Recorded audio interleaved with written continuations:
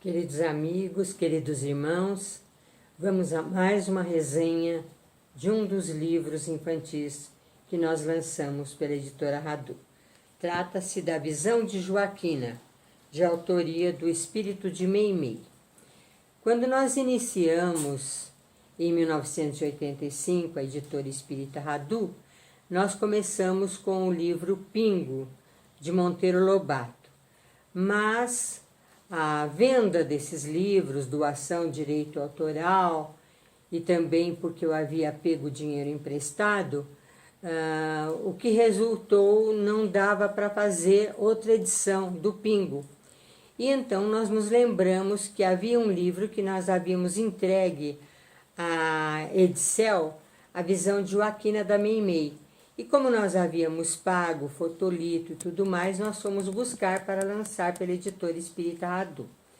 Então foi o primeiro livrinho da Meimei. Ela já havia em 77 dado uma mensagem de 8 páginas para a obra do Lobato.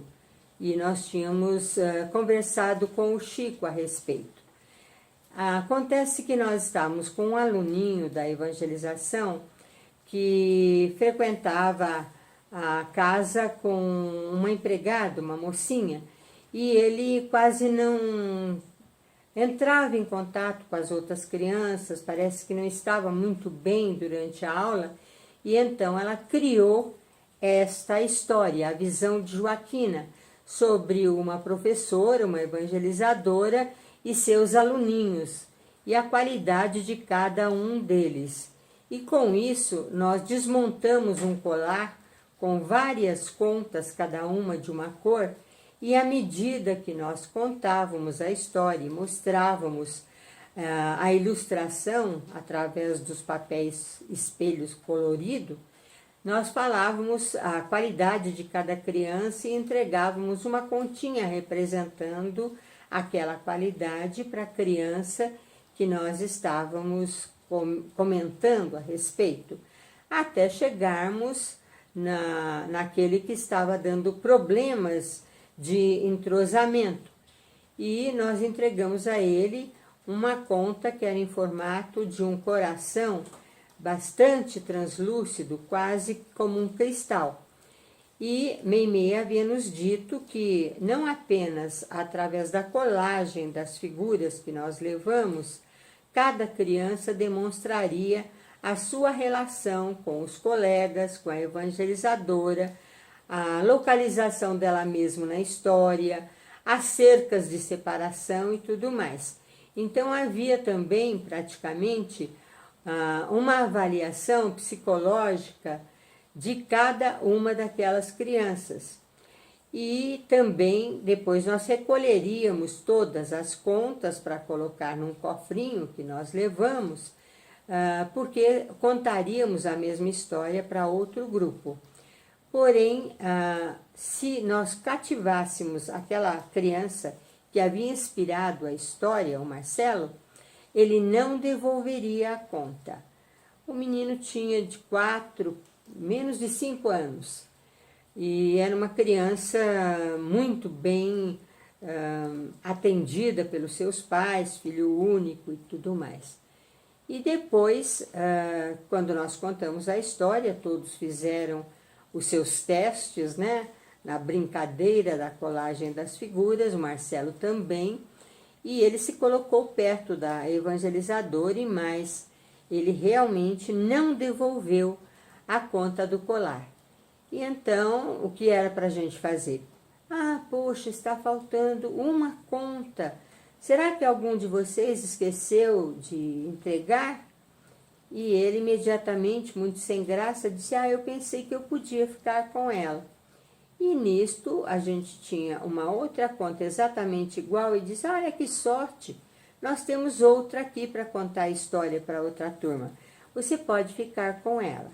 E com isso nós cativamos aquela criança e percebemos toda a dinâmica que estava ocorrendo com ela, porque a Meimei nos contou e nós pudemos então auxiliar aquele menino.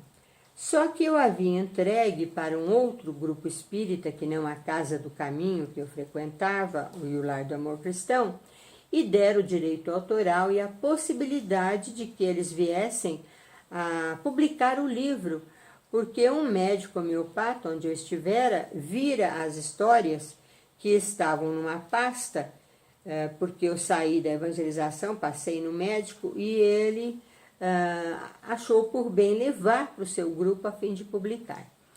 Passaram-se alguns dias e eu recebi novamente a devolução do material vinda daquele senhor, daquele médico homeopata, e ele me disse que a médium que fundara a casa onde ele laborara dissera que quem escrevera a história era uma tal de Maria Joaquina Capes, que eu nunca ouvira falar, e que se a gente mudasse a autoria, eles publicariam.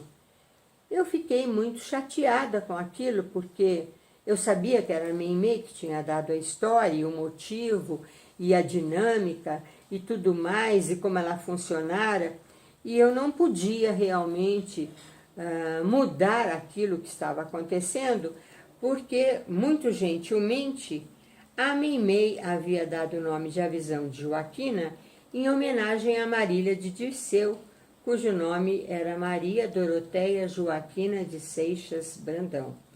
E então, por conta disso, o nome era Joaquina.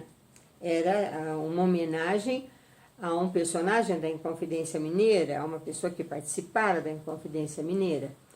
E eu peguei aquela pasta e fui já à noite para a reunião, lá na Casa do Caminho, a reunião de desobsessão, dirigida por Dona Regina de Barros Moura, com quem eu aprendi muita coisa durante 10 anos, e que depois que faleceu continua elaborando conosco, sempre uma pessoa incrível, nos ensinando muito.